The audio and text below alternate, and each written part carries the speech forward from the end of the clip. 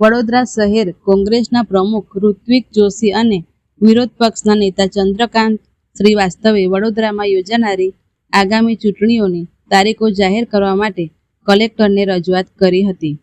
કોંગ્રેસના કાર્યકર્તાઓ સાથે કલેક્ટર કચેરીની મુલાકાત લીધા બાદ તેઓએ મૌખિક રજૂઆત કરી, જેમાં તેઓએ મતદાનની તારીખ જાહેર કરવાની વિનંતી કરી હતી. કોંગ્રેસના જણાવ્યા અનુસાર મતદાનની તારીખ જાહેર કરવામાં વિલંબથી લોકોમાં મૂંઝવણ અને અનિશ્ચિતતા ફેલાય છે. તેમણે ચૂંટણી પ્રક્રિયાને ઝડપી અને સુચારુ બનાવવા તેમજ લોકશાહી પ્રણાલીમાં નાગરિકોનો વિશ્વાસ જાળવી રાખવા માટે વહેલી તકે ચૂંટણીની તારીખો જાહેર કરવાની માંગ કરી હતી. મહાનગરપાલિકાની આગામી ચૂંટણી માટે તૈયારીઓ શરૂ કરવામાં આવી છે. આ ક્રમમાં વડોદરા શહેર કોંગ્રેસ સમિતિના પ્રમુખ ઋત્વિક જોશીએ જિલ્લા ચૂંટણી અધિકારી કલેક્ટર સાહેબને એક પત્ર લખીને મહત્વના દસ્તાવેજોની માંગ કરી છે. પત્રમાં કોંગ્રેસે આગામી સામાન્ય ચૂંટણીઓ જે 2025-26માં યોજાવાની છે તેના માટે વહેલી તકે તૈયારીઓ શરૂ કરી છે. કોંગ્રેસે વોર્ડ નંબર 1 થી 19 સુધીની મતદાર યાદી, અનામત બેઠકોની યાદી અને મતદાન મથકોની યાદી પૂરી પાડવા વિનંતી કરી છે.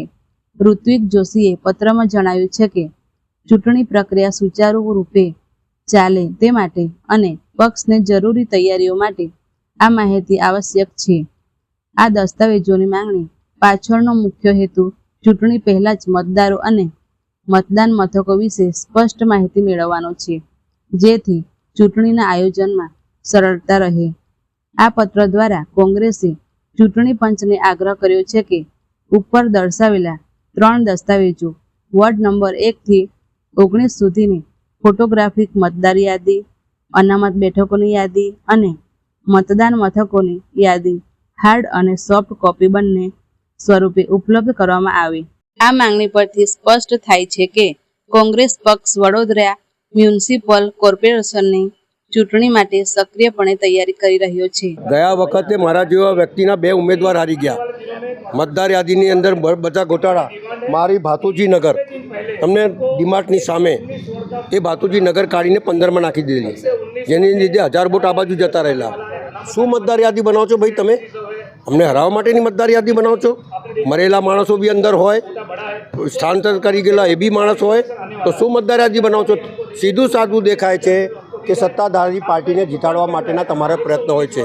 પણ આ વખતે જે રીતે રાહુલ ગાંધીને આખા દેશને જગાડ્યા છે, જે લોકોમાં ડર હતું કે ભાઈ આ કરશે પેલું કરશે, उस व्यक्ति ने हिंदुस्तान के तमाम नागरिकों का डर निकाल कर बाहर फेंक दिया है.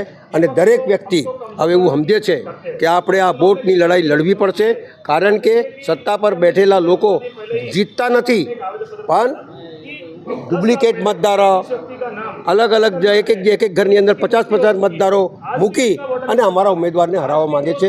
આ વખતે પહેલાંથી જાગૃત થયા છે, લડીશું, ન્યાય મેળવીશું. અને બહુ ઈમાનદારીઓની વાતો કરો છો ને, અમે તો ઈમાનદાર છે ને બધા ફેસબુક ઉપર કરો છો, તો ઈમાનદારો હોય તો મતદાર યાદી સુધારો અને બેલેટ પેપરથી ચૂંટણી કરાવો.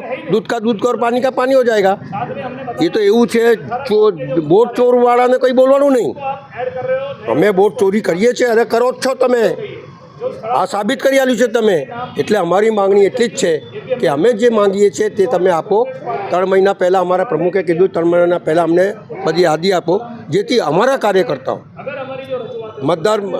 મતદારને યાદી લઈ અને લોકોની વચ્ચે ફરે, એની અંદર ખબર પડે કે કોણ અહીંયાથી સ્થળાંતર થયું છે, કોનું મરણ થયું છે, કોણ સાચો મતદાર છે, કોણ ડુપ્લિકેટ મતદાર છે, 50 માણસ એક ઘરમાં કઈ રીતે રહી શકે, તમામ બાબતોની ચકાસણી કરી અને સાચી મતદાર યાદી લોકોને સામે પ્રસ્તુત કરીએ, જેથી સાચું ઇલેક્શન થાય, સાચા ઉમેદવાર આવે અને સાચી લડાઈ લડે.